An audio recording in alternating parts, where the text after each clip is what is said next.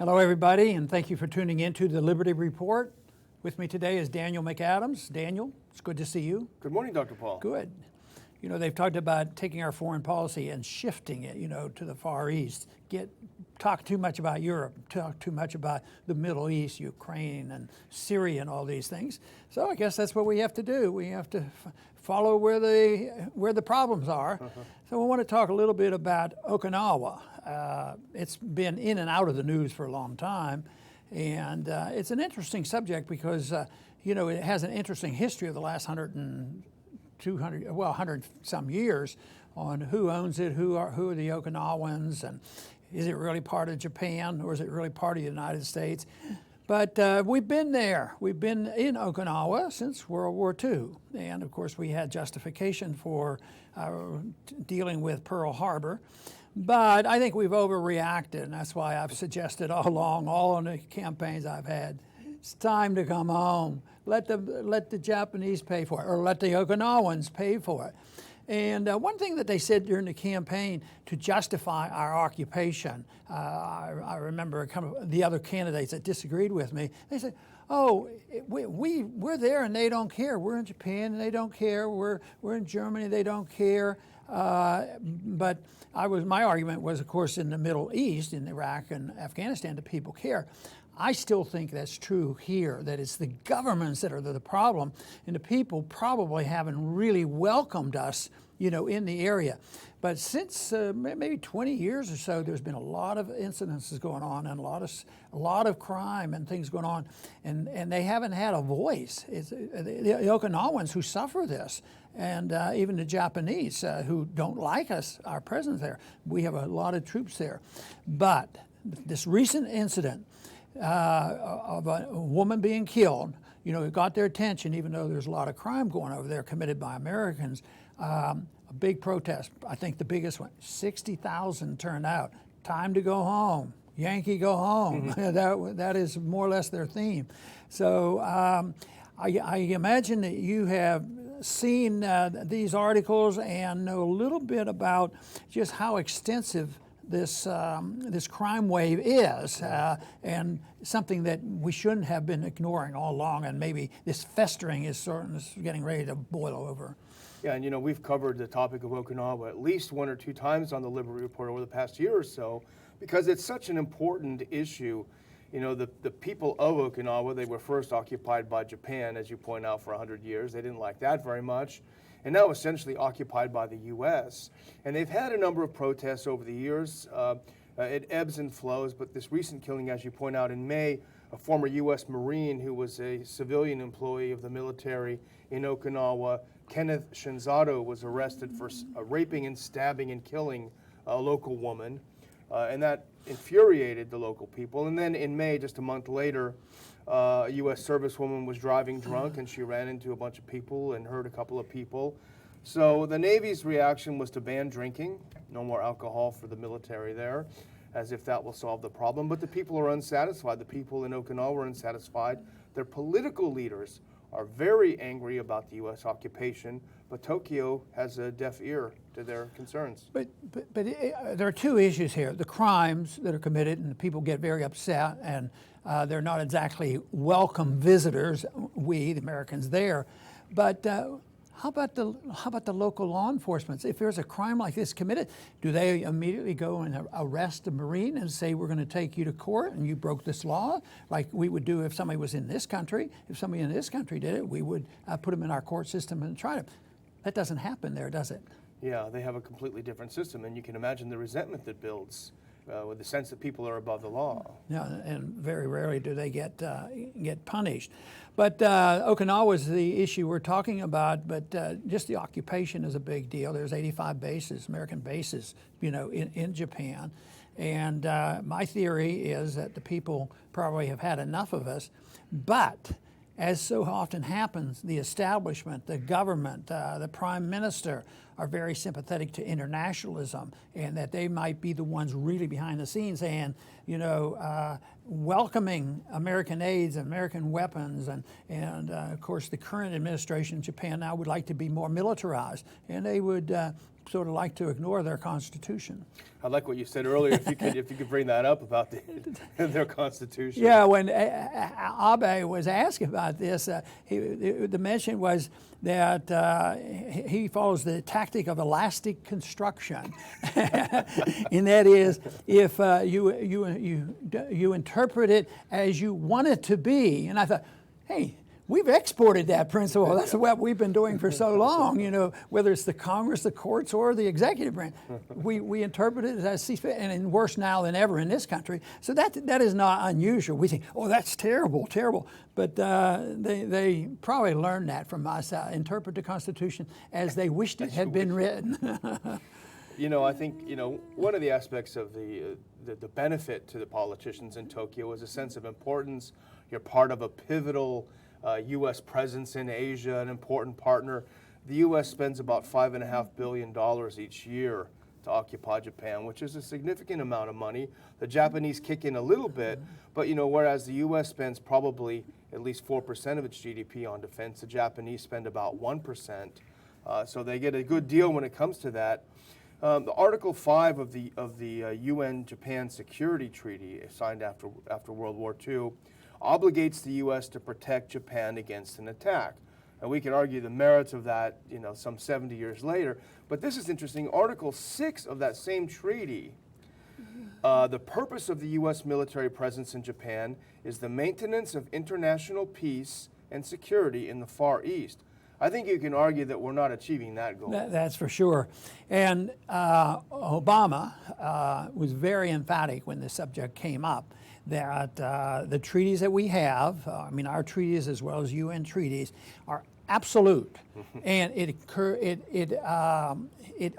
takes care of everything, not just the mainland of Japan or Okinawa, but every single possession they have in every single island, which means that if the Chinese get into a little squabble over some rocks out there, that Obama was emphasizing that it is our obligation. I've always resented these kind of treatments that commit future generations to war and spending without a reassessment of declaring war and having the people decide whether they want to. But they signed these commitments and these treaties, and whether it's a bilateral or multilateral, part of the UN, and all these treaties, it's just part of world government, and they condition the people to believe, well, that's the law of the land. You pass a treaty, you can do anything. You can abolish the Constitution. It's the law of the land. The Constitution or the treaty says that we can do such and such, which is a bunch of malarkey. It's just not true. That's not the way our Constitution gets amended. But a lot of people still believe that. They get taught this in school, that the treaties can become the law of the land, and the law of the land, you can get rid of the Constitution. And don't you think this kind of arrangement creates the same kind of moral hazard that you see in financial markets when you guarantee the security of a country? That's exactly right. And then it's related to finances too, because it's not only the moral hazard because they can go in and do it, but they get the money for it, the providing of the funding. Essentially wars are never paid for directly through taxation, because there's usually not enough money and the people will rebel. But if credit is good and they think you're going to be a winner, you can borrow money and you can debase your currency, you can print money. So you can go a long way in fighting wars by taxing the people where the payment is delayed. That is, you print the money, it seems to work. The inflation, which punishes the middle class, comes later on. That's where the real payment is. And that's why, so often afterwards you do have recessions. Certainly the 1921 recession was related to that principle, that governments go ahead and they do more, whether it's economic policy at home or foreign policy. It's a moral hazard. It's a malinvestment. It's not designed by the people saying, we need to fight. The people are about to invade this country and our liberties are going to be taken away. And then some of the people in this country now are waking up and saying, hey, guess what? Our liberties are being taken away, but they're being taken away from our own government is the problem that we face today. What's interesting, it's now been more than a quarter of a century since the end of the Cold War. And if there was any rationale for a U.S. presence in Japan during the Cold War, counterbalanced Soviet Union and China and what have you, a quarter of a century after these entities have essentially ceased to exist, certainly the Soviet Union and really an aggressive communist China, has ceased to exist. The argument now, 25 years later, more than 25 years later, that somehow the Cold War structure still exists is so difficult to maintain.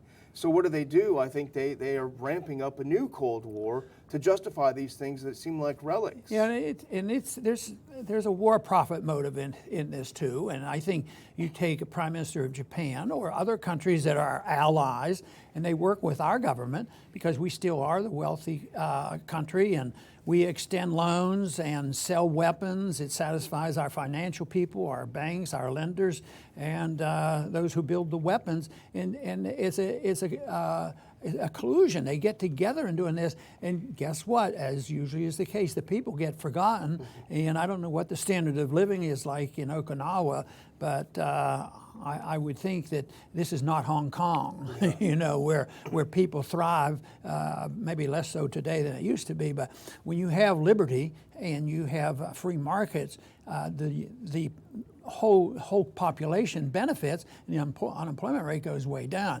But since that is not exactly what exists there, and this is artificial, and the special interests are going to benefit, and that's why the government people just love this, and our government people, and our diplomats, and our contractors that go over there. And what would the military do if we brought home 53,000 troops? Yeah. You know, I keep people worry about that. They say, what would they do? They'd become unemployed. I said, how many people do you think came home after World War II?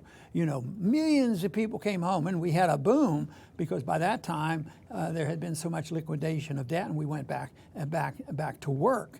So it. You know, and taxes went down, and actually spending went down from the war spending, but people became employed, and it wasn't because of a workers program, and that's why there's no comment. 53,000. You know, if they returned to a free market, it probably would be a blessing because they would probably be looking for workers. But under today's circumstances, no, it's always a burden. But the real burden is us spending this money needlessly, maintaining an empire, which is more harmful to us than it should be. And of course, there are some spots in the world that's a lot more dangerous than others. This is a mess, and it could get a lot worse, and there's a lot of resentment. It could break out. But of course, I still see other parts of the world as being, you know, a little bit more dangerous, precipitating, you know, real violence. And the program we did the other day on the conflict between Russia and United States, you know, all this warning going on. U.S. warns Russia, Russia warns the United States. Now that's getting bad. This is a smoldering event, which is a nuisance, and it's part of the American empire.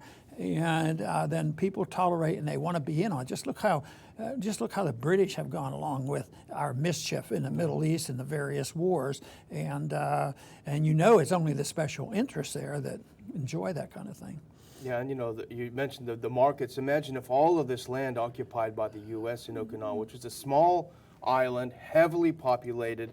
Imagine if it were freed up to be developed, put into private hands and used for more productive means, how their standard of living would increase for the local people there, and how their lives would improve. You know, there's one interesting stat, you alluded to it earlier, but since '72, U.S. military personnel have committed 5,800 crimes in Okinawa, 571 of them considered serious crimes. So it's understandable that the people there are annoyed. And when you look at that, and they're under the assumption that there's no justice, there probably is occasionally some punishments and things like that. But I think the Okinawans see it as no real punishment for that, for those type of crimes. And I don't see how that's going to go away. I see nothing wrong with the position that we have held for a while. Just come home. Just bring the troops home. And it's going to happen, but it's not going to happen because all of a sudden there's been an invasion of wisdom in Washington, D.C.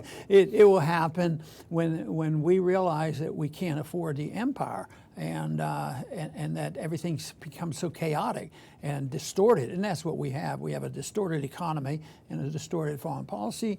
And it will come to an end. Then they will have to have major adjustments made for us to preserve our liberties and try to recover.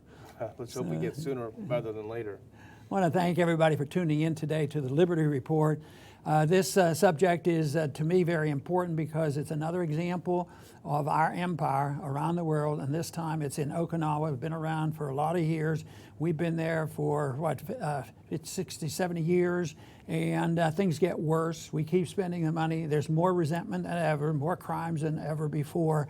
Okinawa, guess what? I don't even believe Okinawa belongs to Japan. We sort of rescued it, captured it, kept it for 25 years, then gave it back to Japan, but it was taken by force by the Japanese in the 19th century. So it's time that we give it back to the Okinawans. Let the Okinawans, if they so desire, to have their independence once again. I think that would go a long way to move the direction into the area which I like, and that is less centralized government, less international government, and that I think would be real helpful. You do that, turn them loose, make it a free country, and give them some people knowledgeable in free market economics and sound money, and make sure they don't have a central bank or an IRS. Believe me, it would thrive. But odds of that happening in the near future, that would be a challenge to the status quo.